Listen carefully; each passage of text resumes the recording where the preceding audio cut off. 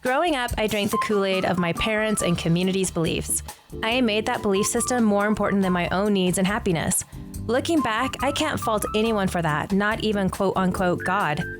I now have clarity in decisions and choices I make. I'm fully engaged in finding joy in my life, in my own way, without the influence and construct of others. This is an uplifting discussion from there to now. Hi, everyone.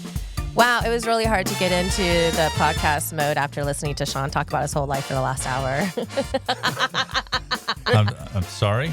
It was great and insightful. I apologized, and you did not accept my apology. So whose fault is that Because now? it wasn't sincere. I said sorry. Okay. Anyways, I've got Alan Jensen on with me, and I've been basically bugging him since October about coming back on because we talked about magic. That's right. Yes. Last fall. And so there's really fun topics that come up because he's my neuro-linguistic programming instructor. And so there's some really fun topics that come up that has to do with NLP and the unconscious mind. And one of the things that I have noticed in my life, a common thread is fear. And when fear shows up, and there's so many different definitions and beliefs that are centered around fear and based off of people's personal experiences. And so in this podcast, I'd kind of like to just talk about fear. How does it show up as a marker in our life and indicator? What do we do with that? And how can we interpret it or reframe it or work it to our benefit, right? Yeah, wow. Which is a great introduction. First off, thanks for having me back. This is awesome. I enjoyed the last time we got together. Thank God. Yeah, that was a lot of fun. And it's fascinating. We talk about fear, and before narrowing into one emotion, maybe we should talk a little bit just to talk about what's the purpose behind our emotions? Mm-hmm. Why do we have our emotions? Whether it be fear or any away from motivating or a towards motivating, like we could say love, right? Which we could go into a little bit. But if we think about what is the purpose behind an emotion, like that would be a really great way to begin. Like, why do we have emotions? Because if we were to put that into the idea of a compass, right, in a way that it gives us direction of where do we want to go, or what do we want to do, or how are we perceiving the world that's going on around us in our very real moments, meaning very present, right? What I see, hear, feel, taste, smell in a moment is wildly different than what I do internally, meaning how I see myself and or see things happening, right? In my mind's eye, in that experience. So, and fear, oftentimes, or any emotion, seems to be the conclusion of thought or a portion of our expectation of the conclusion of an event in our thought. Interesting. I find that fear shows up as a marker or an indicator. If you were looking at it in a time frame, I'm seeing it. It's showing up for me at the beginning of something, before something. So the expectation of outcome. Maybe, or really not even knowing what the outcome is. Uncertainty. Sure, certainty. Well, think about if we're uncertain of an outcome, and then we have an anticipation of, well, what's that going to be? What do we anticipate is going to happen here? Like all that incoming information is coming in to us, and we're filtering and sorting and giving direction to it, and all of a sudden it's like, oh no, this is now familiar to what I have had in the past. Now it's a prediction. I'm making predictions on a past experience, but this is a brand new experience. What if it's entirely different? What if it gives us entirely new information to then give new direction to a new outcome? Right. Like, I think that could be really powerful if we start to realize that perhaps fear is just a label. Perhaps love is just a label. Perhaps any emotional condition that we would talk about is only the label of the word. And we were to give more attention to what is it presenting us? What's our opportunities? What options? And how do we expect life to play out for us? Because we could refer back to the magic, right? Our expectations manifest. And they manifest basically when we power them with emotion. So if I power something with, let's call it the fear, what direction am I going to experience my expectation? Well, it'll be fearful or uncertainty.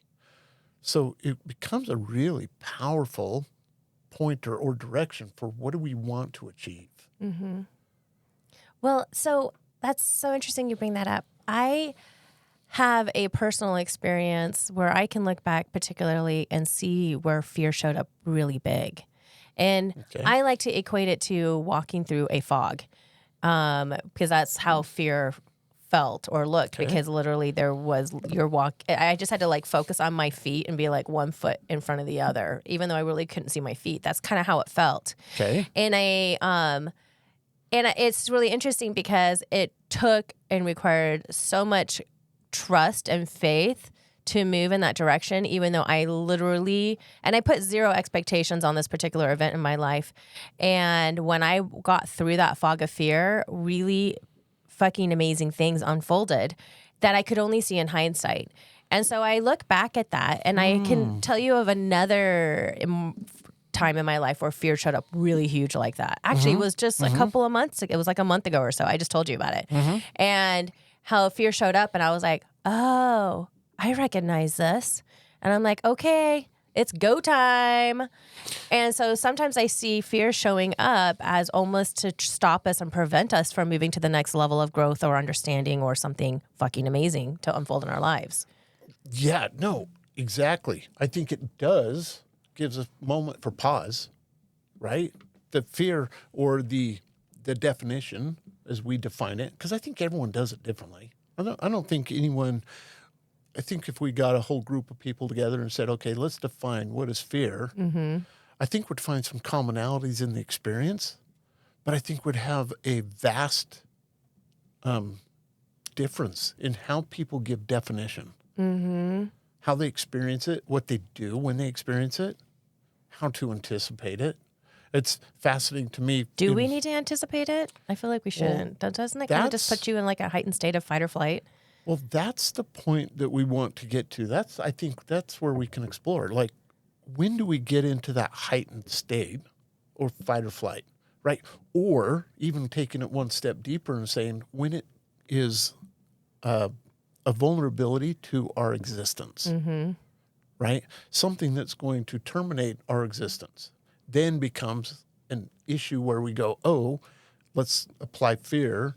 Now, do I have to fight it or run from it, right? The fight or flight mechanism kicks in. Do we have to do either?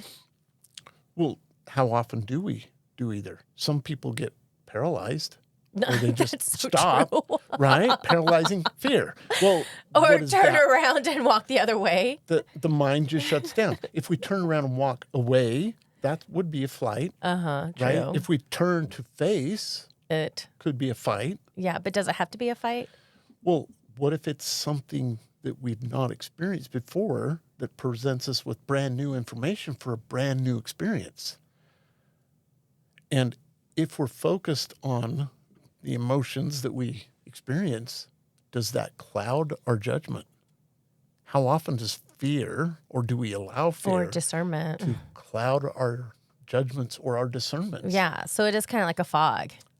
I like the way you like said this. A fog, where you're going through the layers of the fog to get to, and here would be You're the like, question. I don't see it yet. Where am I going? Right. What would you need to see to terminate that emotion?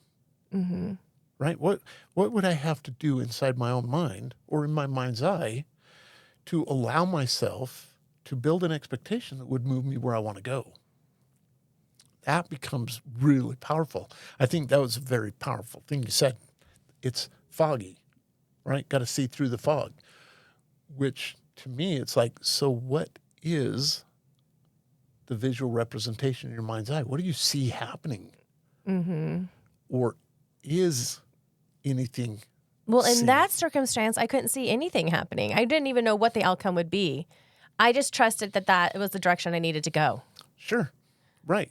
But who takes charge of defining that vision of what you want? Oh, don't you love it? And I totally know what you're thinking right now. She just talked about seeing and sight and vision. So that's obviously my main, what is it? I forgot the Well, that could be NLP term your for that. representational system. Yeah, that is my representational system primarily. That is involved. Right. It's involved in the experience.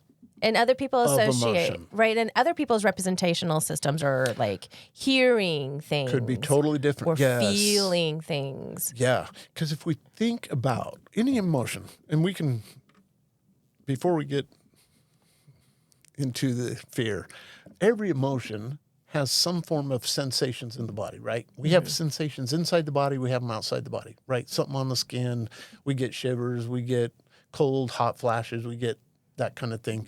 Then we have sensations in our gut or our chest, our heart, or shaking in the muscles, but some form of a sensation. We, as human beings in our human experience, construct a certain strategy that we then use to say, oh, this must mean this emotion. So it becomes a meta experience of all of the components that make up the experience. Right. And then we do a comparison. Does this experience match my expectations? Is it predictable to what I may have experienced in the past? Or is it an opportunity to learn to utilize this information differently? Mm-hmm. And if we embrace the learning aspect of it, well, what happens to fear or any negative emotional response? Now, this is not to say that danger is not real. Right. The response to or application to is what we want to consider. Because let's be honest, fear is a very Important role in our life? important role.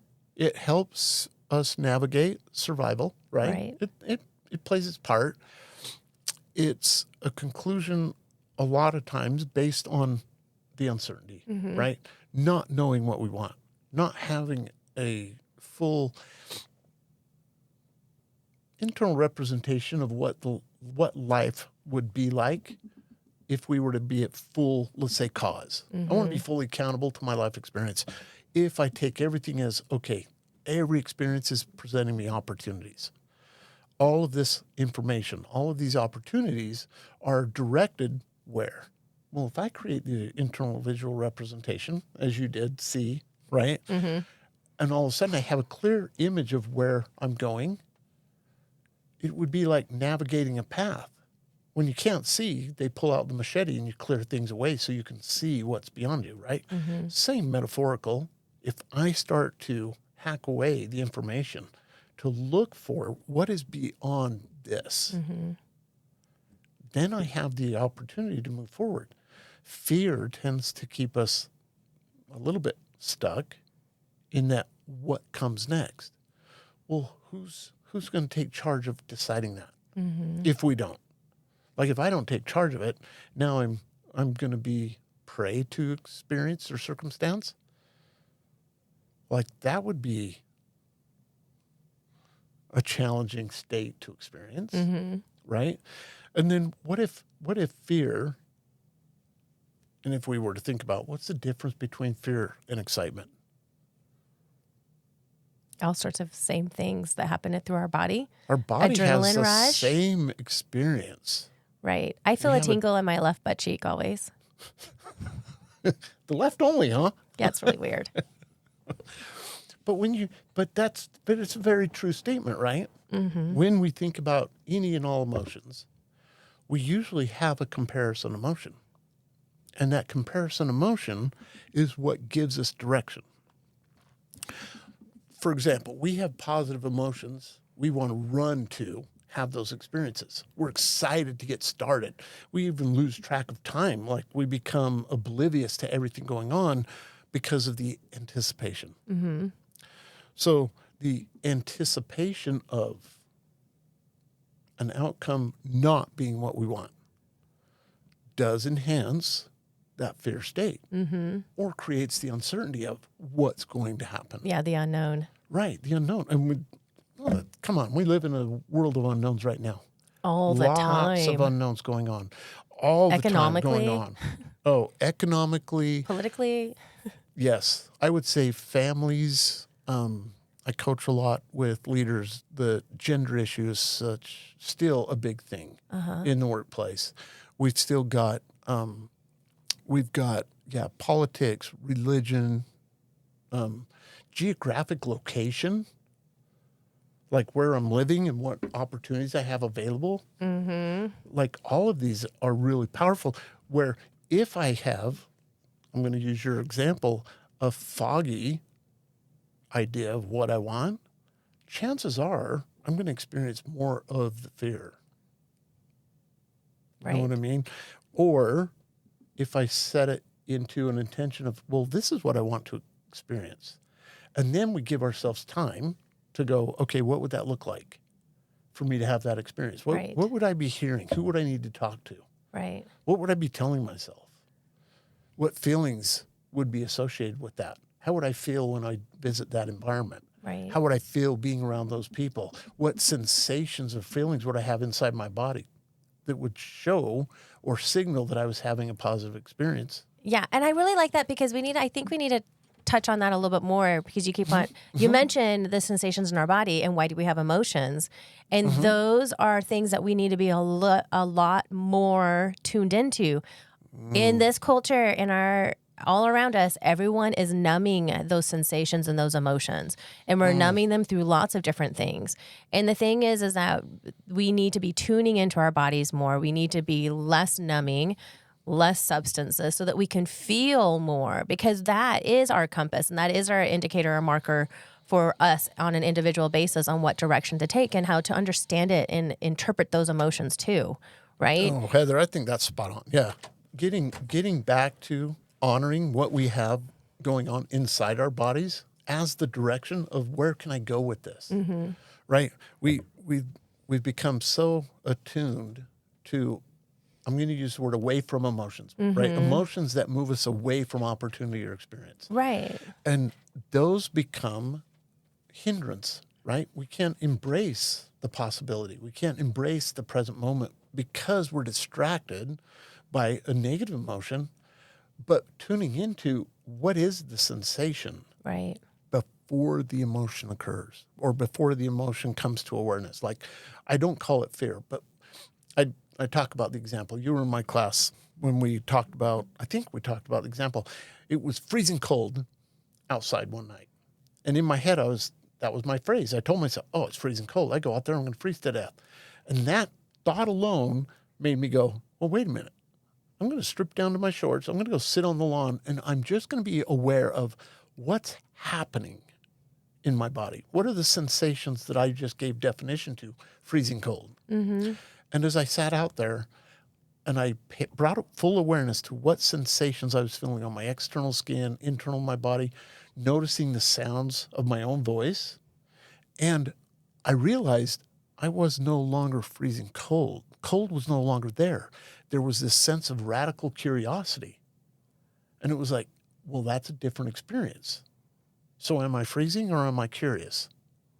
My state changed simply by my intention to discover or to learn. What if fear presents us an opportunity to discover? And explore, to learn, to be creative? Yeah. The opportunity to go, wait a minute, what can I do with what's going on right now? Right. If I were to give this experience direction in my life, what direction would this move me to? And set it as a positive. Right. What a that would be a magical experience for people to have. Yeah, absolutely. So I'm going to get a little bit more detailed about that particular event in my life so we can deconstruct it let's even deconstruct more. a little bit. Yeah, let's do it. Because I see this more from a metaphysical perspective on why this happened and how it happened and all of the sensations that came with it. So I was about 2 years into my real estate career and I was practicing in Las Vegas. And I was seeing a business coach and she challenged me to consider starting a team. And I was resistant at first. I was like, no, I don't need to do that. I'm super successful and busy into 2 years of my real estate career, and I'm happy and content just to be me and to do what I'm doing currently. And she's like, you really should consider it. And then I went to this other conference and it was a week-long conference, and they spent one day on teams and structuring teams and what does that look like, real estate teams and blah, blah, blah. And so I made up my mind, okay, I'm going to do it. And yet there was still this form of resistance in me, but there was a part of me that knew that was the direction I needed to pivot and grow into. And it was a massive growth for my business, but it was such a massive growth on a personal level, interacting and engaging with all of the really cool agents that ended up on my team and helping them with their business and helping them grow and pivot. And so there was a massive shift. So when I made that decision and I started going through all the motions to set up the team, I talked to my broker. He gave me some great ideas on the way to structure it, because there's so many different ways to approach having a real estate team, and how do you get paid and how do you pay them and like all of that. And then also how do you motivate them and how do you give them leads and blah, blah, blah. There's so many working parts to it.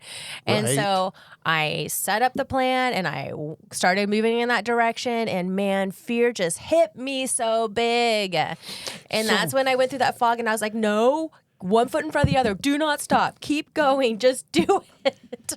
Well, and that's and it's the been fascinating amazing part. Yeah, you had an amazing experience. Yes, you had some uncertainty.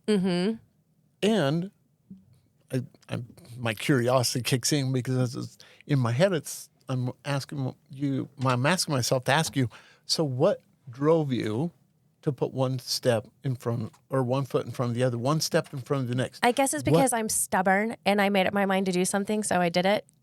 I agree. You're stubborn. Stubborn. That works. Yeah. But that component, think about that. What a beautiful component.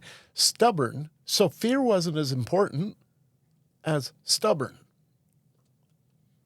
I mean, fear felt real. It felt real. No, it felt real. But my stubbornness, I guess, gave me the courage. Real. Yeah, it was more real to like, fuck you, fear.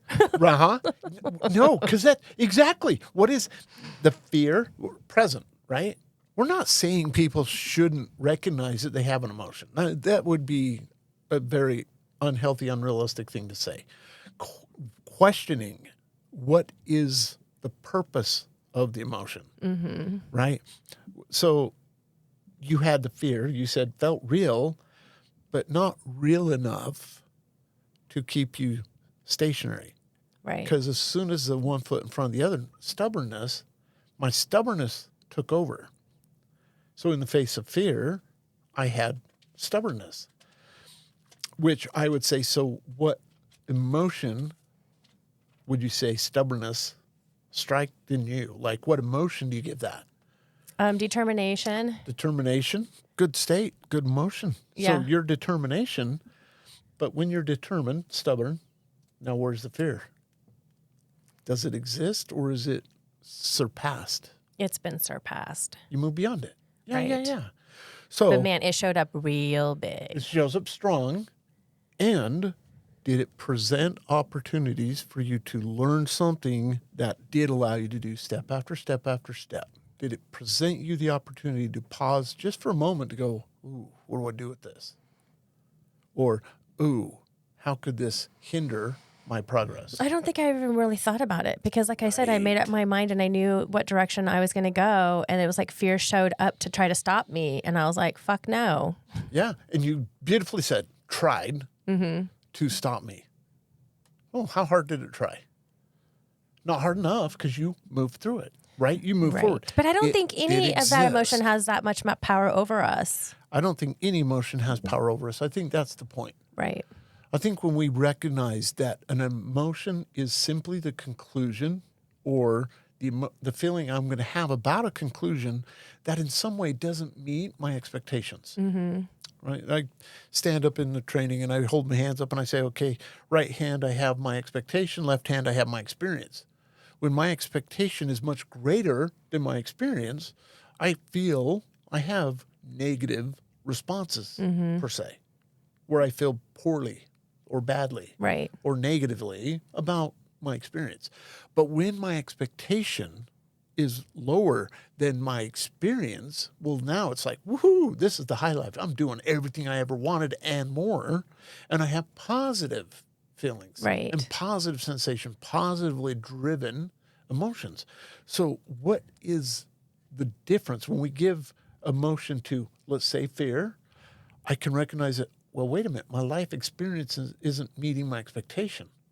What can I do to meet and exceed my expectation? Right? We can set a new standard, set new obligations. You set a new standard in, I'm going to create a team. I'm going to move this team forward. I'm going to show up to be successful. So I'm going to help develop these people in their performance so that they can be successful, whereby increasing, or amplifying, expanding, amplifying. So this is the thing. experience. I think that if we just removed something, a filter of what is negative and positive, if we remove those filters, it would really take the power away from some of those emotions, right?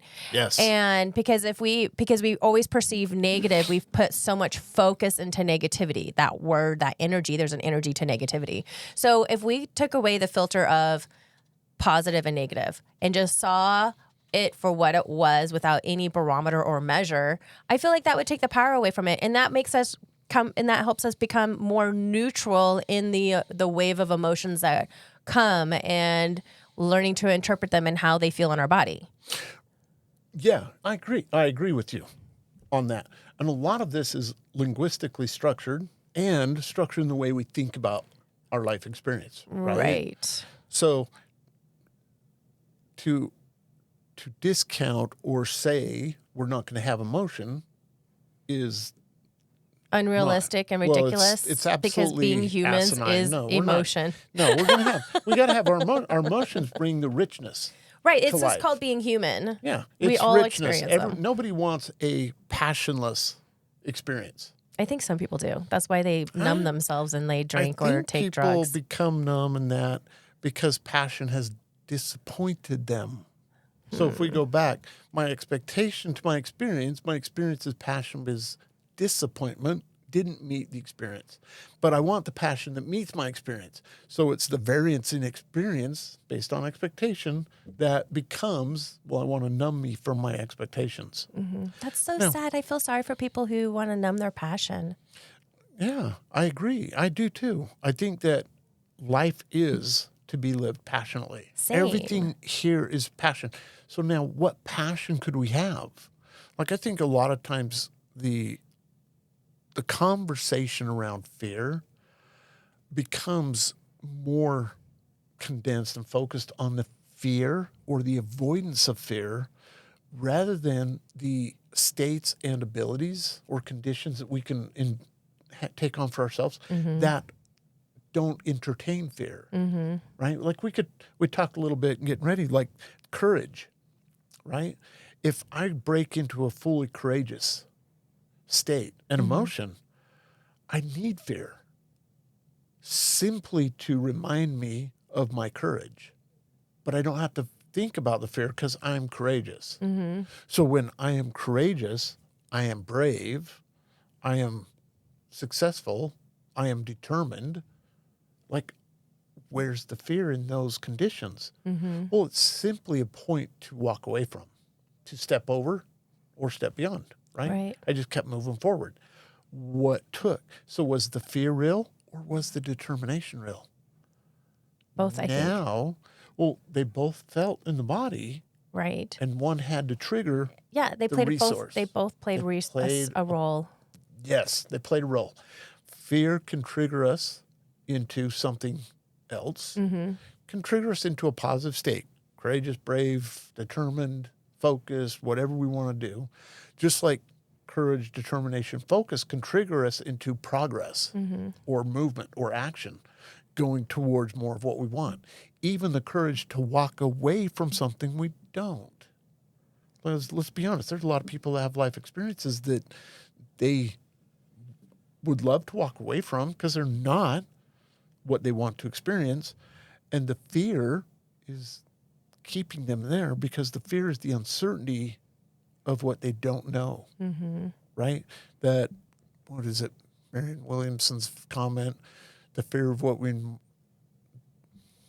the fear of what we know is more powerful than the fear of what we don't or something like that, we move forward. So we'll attach to an unhealthy condition, staying there simply because we don't know what's next. Like what step would I take? Where would I go? What would I do? What would I have? What would I be without this current experience? Well, so you're bringing up so many questions, right? So many questions that we totally process through our minds. But what if we just literally just said, fuck you, questions, and you just like jump in? Like, what if you just, isn't it possible to make a decision and go into a direction and not know, but trust that things are going to unfold in a beautiful way? Wouldn't that be beautiful if people could just move into the step of, I trust in what? I trust in myself. What are we trusting in? Self. Or also, as some people would call God or source, or some people say the universe, but it really, really boils down to us. 100%. My opinion, my belief, it's all about me, right? It's all about what do I believe in my ability to either progress forward or to do the things that need to be done to interpret information. If I lack a skill or ability to interpret information, I can go learn that. Like I can go look it up. Heck, nowadays we could go find it just by putting in a prompt into an AI engine and get some information if only to open up our thinking to what's possible. Right. Because let's be honest, we lose a little bit of our imagination and creativity. Yeah, we do. As we get older, it's like, oh, this has become our predictable experience. I want to stay within the threshold of predictable because that's comfortable, right? We got a threshold of Plus, we kind of want to be, pain. I think there's an underlying desire to do what everyone else is doing. And so when you start doing something different, there's a lot of other elements that come up to play, which probably involves fear too. There's the fear of being different, the fear of stepping out of a mold or a box, and literally going against the grain of what everyone else is literally trying to peer pressure ourselves to be alike and do alike and all of that shit. Yeah, it takes a lot of courage and let's call it intestinal fortitude to move beyond the crowd, right? To move outside of expectation of the group, to be our most authentic, real selves, right? To step away from that sometimes means stepping away from agreement with others. I don't have to agree. I mean, it might be beneficial to agree, but what about those times that I don't want to be? I want to simply be representation for myself. I want to imagine myself being a cowboy again, or driving a fire truck, or anything that kids imagine. What if we were to step back into that resourceful state, access the information that we used to utilize to learn and grow, and creativity, adventure, explore, creativity, and then move that forward even today? in a purely authentic expression. In an authentic expression. It would expand our level of experience. Now, that does require that we move into a more expanded comfort zone. I got to be willing and awareness to endure a little bit more pain experience, but only to endure a greater pleasure experience. The threshold has to move from both sides. Right. Our comfort zone, that predictable space that we live in, is comfortable, but it doesn't bring the spice of life. It doesn't bring the intensity of positive, negative experiences for us to learn and grow. Right. So I keyword intensity. Intensity is great. That is, again, I'm going to put that in the filter of positive or negative, but I find that to be a really great experience or sensation that I feel in my body. And that's what comes when you are pushing past thresholds, and fear shows up as a threshold. Fear is the bottom. If we think of it on a horizontal, fear is the bottom threshold. If we have a lower experience, then we're going to feel more of that fearful type condition or negative. And if our expectations lower than our experience are higher, that's the higher threshold. That's the pleasure threshold. Everybody would love to have the higher pleasure threshold, but not everyone's willing to do the actions or take the steps necessary to get there. because they're comparing the two thresholds, which brings them closer together for comparison, which means we begin to experience life in a much more narrower lane instead of being willing to explore, being willing to adventure, being willing to move beyond what's comfortable. Yeah. And that takes that level of courage. So what if we could take courage into uncertainty versus the fear of uncertainty? So now you could move it in a new direction. Now you could say, okay, how do I become more courageous and do that quickly? Well, we'll talk about this next at our next episode. Thank you, Alan. You're welcome, Heather. Thank you. Thank you for listening to the I Drink the Kool-Aid podcast. Join us next time. If you'd like to participate in this discussion, get a hold of us at idrinkthekooladpodcast@gmail.com. Now let me ask you, what flavor of Kool-Aid are you drinking? This has been a production from a podcast studio.